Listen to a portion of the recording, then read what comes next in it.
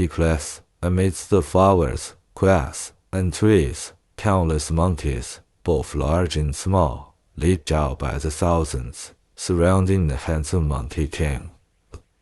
They knelt and cried, "Great king, you finally returned. How could you leave us for so long?" We waited anxiously, yearning for you like parched earth for rain. Recently, a demon has been oppressing us, attempting to seize our water-curtain cave. We risked our lives to resist him, but he has stolen our belongings and captured many of our kin.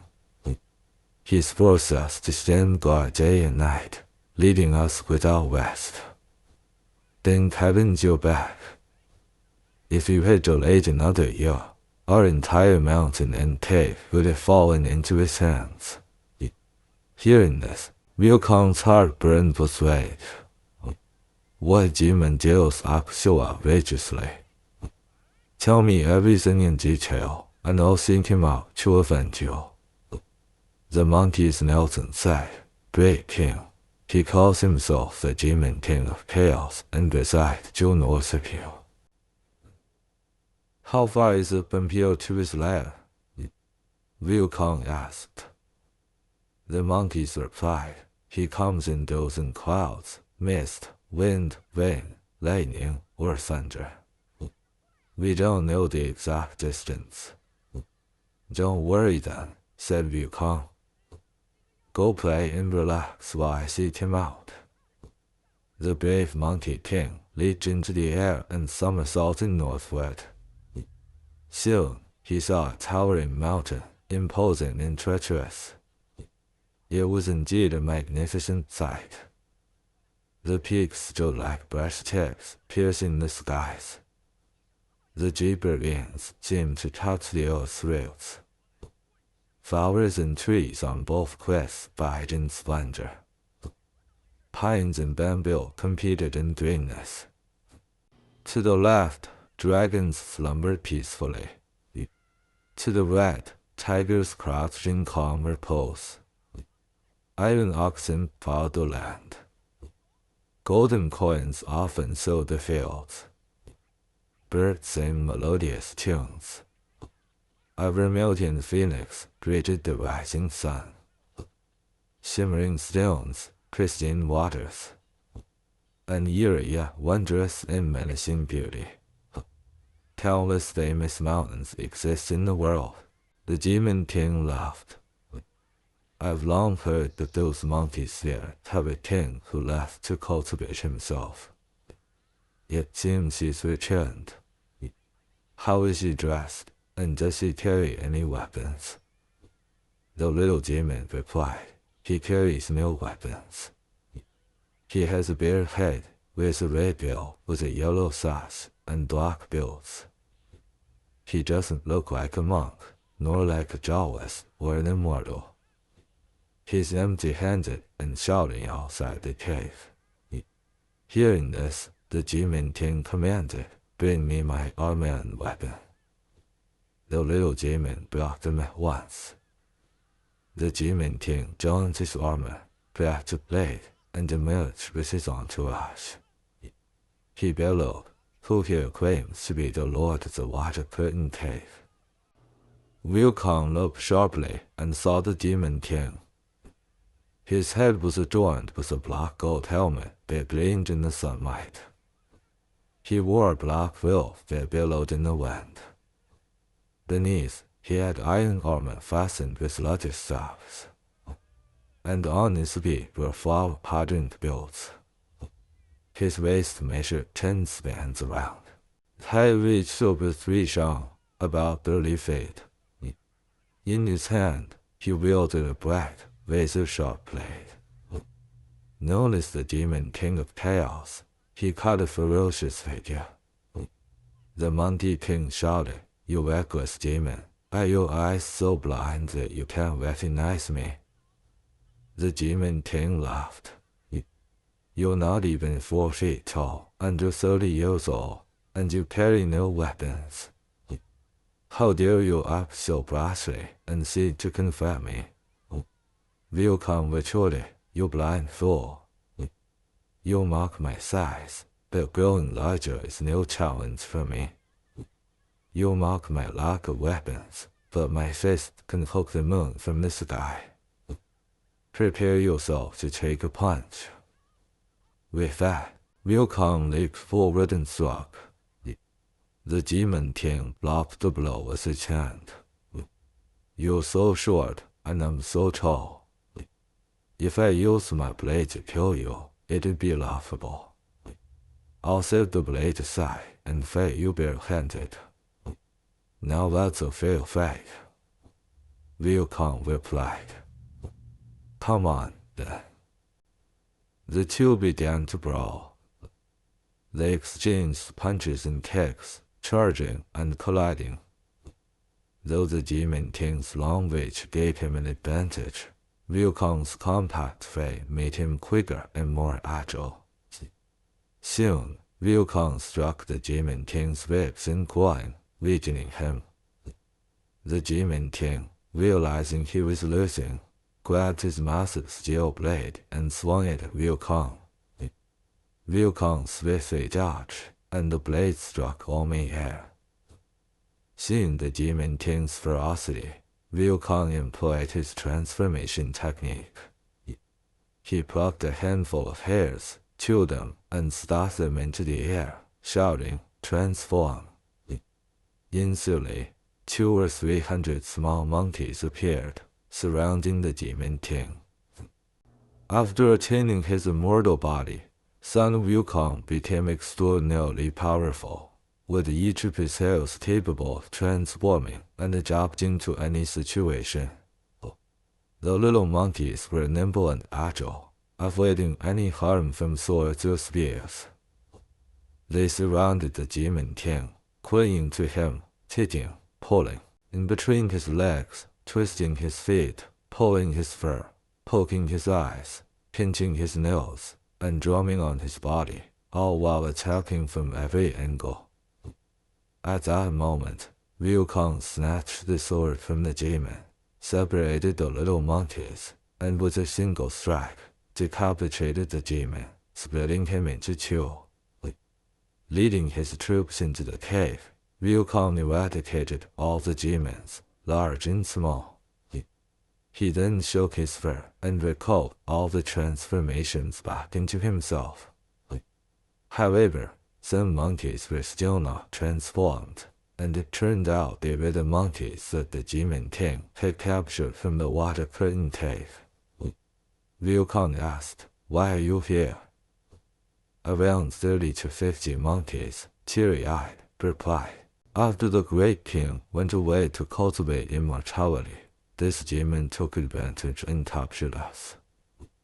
Didn't he take our household items, including our stone basins and stone bowls?" Liu Kang responded, "If these are our belongings, you should take them outside." He then set the cave on fire, burning the water-filled cave dry, and reducing it to nothing. Liu Kang then turned to the other monkeys and said, "Follow me back." The monkeys replied, "Great king, when we came here, we only heard the sound of the wind in our ears and floated here aimlessly. We don't know the way back. How do we return home?" Liu Kang smiled and said, "This was just one of his tricks.